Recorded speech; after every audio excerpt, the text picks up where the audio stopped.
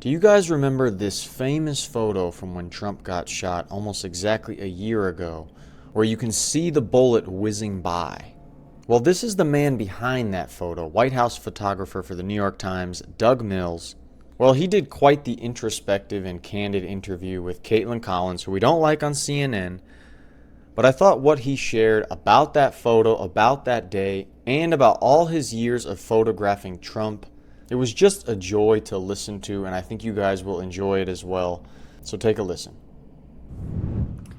Yesterday marked 1 year since that terrifying moment in Butler, Pennsylvania, when an attempted assassin opened fire on then-candidate Donald Trump. One of the most iconic images from that day was captured by the New York Times photojournalist Doug Mills.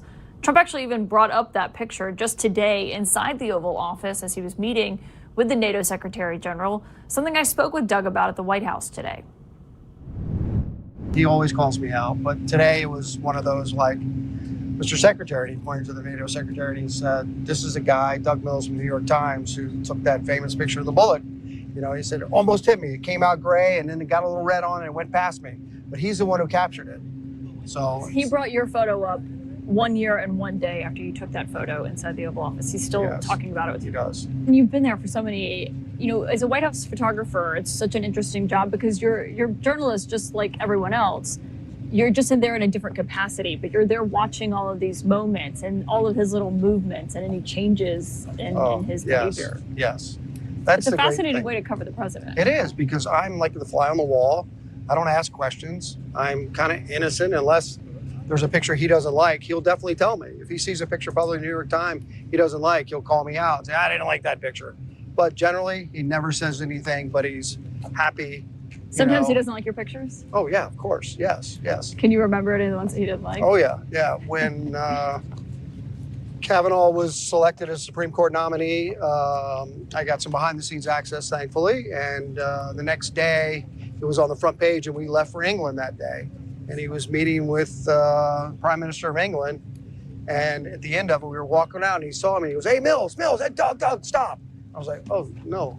And he said, I hated that picture on the front page yesterday. I hated it. Why did you see my channel? I didn't like that picture. I was like, sorry, sir, doesn't lie. But it's just, but it was all fun and games. We were able to joke about it. Yeah. There have been a couple other times where he's seen something that he doesn't like. But generally, I mean, he's the most accessible president I've ever covered since I've been here. And I've been here since 1983 when Ronald Reagan was second term. So, but we have more access to him and more time with him than anybody I've photographed here. And you've been a photographer for decades now. You've covered multiple presidents. You just won a Pulitzer, though, for your picture that is incredible from that day, showing the bullet whizzing by Trump while he was on stage. Do you think that's a career-defining picture for you? I think it has been. And I mean, I'm very grateful to the Pulitzer Committee for honoring my work. But yes, it's one of those pictures that will stay with my legacy, stay with my, my career. And people talk about it all the time. And I was very lucky, Caitlin. I was extremely lucky to get that picture. And I just happened to have my finger on the shutter when the shots rang out and kept it down. And my instinct just jumped into me, and the photojournalism part of it just kept going, and I knew not to duck. And one way you can see it is there's always imagery of that moment and of that day up around the White House and in the East Wing and in the West Wing. Have you noticed that? I see it every day that I walk through the West Wing, and you see the paintings, you see him pumping his fist, and it brings back memories every time. Luckily, some of them are sad, some of them are, I was thrilled to be able to be part of that event, but sad that everything, the way it unfolded, and somebody lost their life. And the President of the United States was shot in the ear. And what does it say to you, though, that he has those images up and wants to remember that and kind of memorialize it almost? Right, I think it's a great point. He was obviously a big point in his campaign, too, and a turning point, I would say, because of his surviving it, his resilience. And I think politically, anybody who sees a man get shot and running for president and then stands up and pumps his fist, there are a lot more people that are going to support him because of that.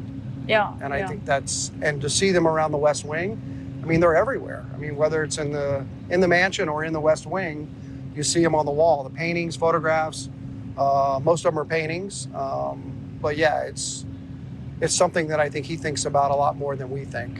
And you obviously were here shooting Trump during his first term. Have you noticed differences in how he acted and as president, how he approached the presidency from his first term to his second term? Yes, I've seen a lot of difference. And I think his experience from the first 4 years, and then to be able to step away from it for 4 years and then come back into the office, and he's definitely a different person than he was the first 4 years. And I think one, being president before and then leaving for 4 years, but then also to have your life almost taken. He talked about it today during the prayer event, and he said, this was a year ago where somebody tried to take my life. So, and I think he thinks about it a lot. I really do.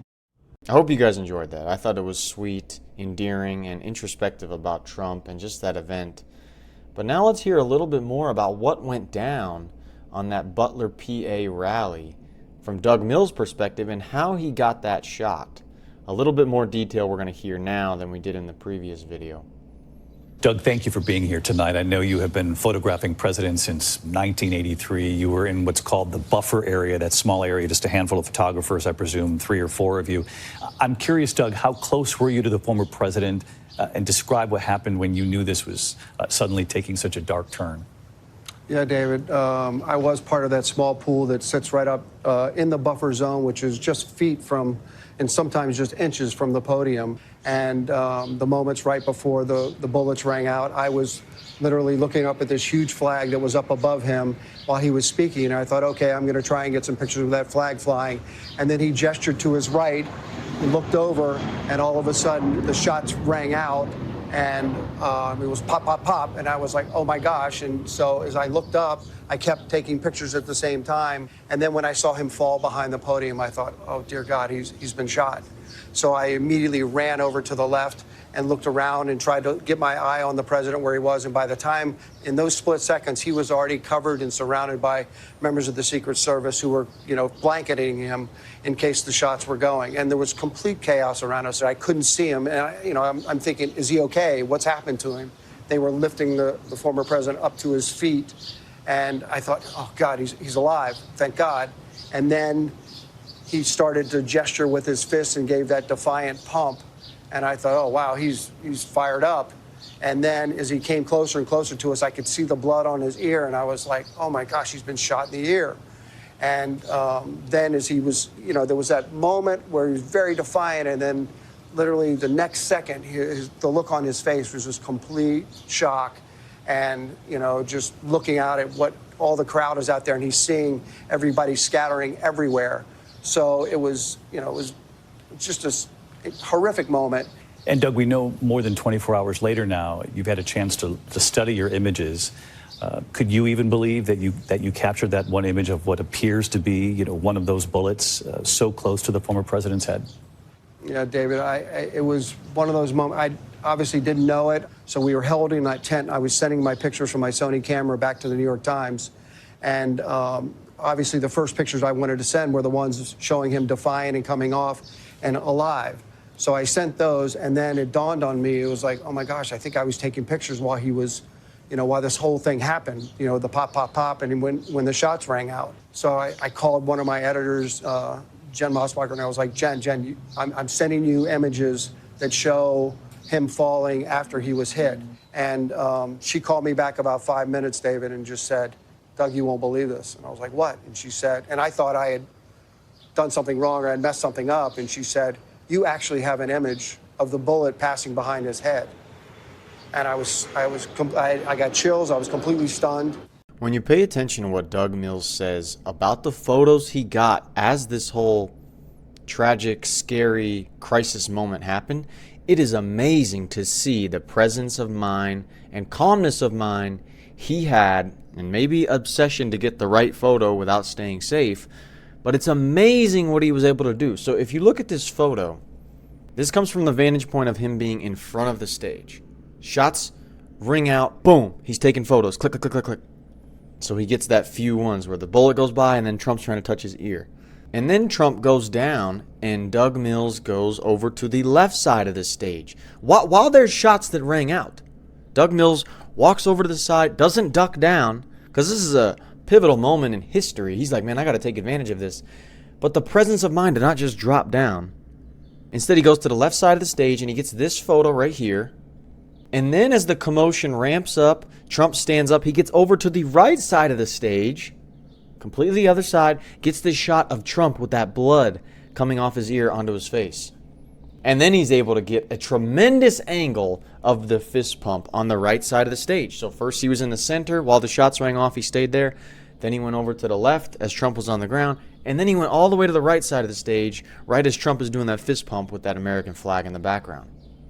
It's a great testament to his presence of mind and his commitment to get a great photo, but maybe also a little bit extreme because he's willing to put himself in harm's way to go and get this great photo. But I think it also shines a bright reflection on the character and impact of President Trump over here. Because Doug Mills said that, which goes against something Doug Mills said. He said that as the president relaxed, he was in shock and he saw all these people scattering, running away. Which I'm sure some people scattered and ran away. But if you look at the video, you see how many people just ducked, stayed calm, and then waited. I think partially because of the presence and atmosphere President Trump creates and the love and support they have for him, where they wanted to see if he was okay. They weren't just running for their own security. And I think the mindset Trump has and the atmosphere, vibe, and culture he gives off and he creates is this massive support, this unity, where people weren't scattering. And I think that contributed to the crowd not scattering, and also maybe Doug Mills not scattering and just staying calm. And you saw Secret Service people run, but they weren't like screaming and freaking out. But neither was the crowd. And I think a lot of that has to do with the atmosphere Trump creates by being the main guy and as well as his team. But what do you think? Do you think that Doug Mills was maybe a little extreme in trying to get these photos? Or do you think he did a phenomenal job at staying composed, taking advantage of the opportunity, and getting these great shots that we can have forever to relive such a really tragic moment in one way, but also a triumphant moment by how Trump handled it and how that shot barely missed Trump and only nicked him in the ear, which now allows us to have him as the 47th President of the United States. It's SeanDaniel here. Hope you guys enjoyed this different style of video that I normally don't do, but I just thought it was unique and impactful and really insightful. If you did enjoy it, consider hitting that like or subscribe button for more videos, and I'll see you in the next one.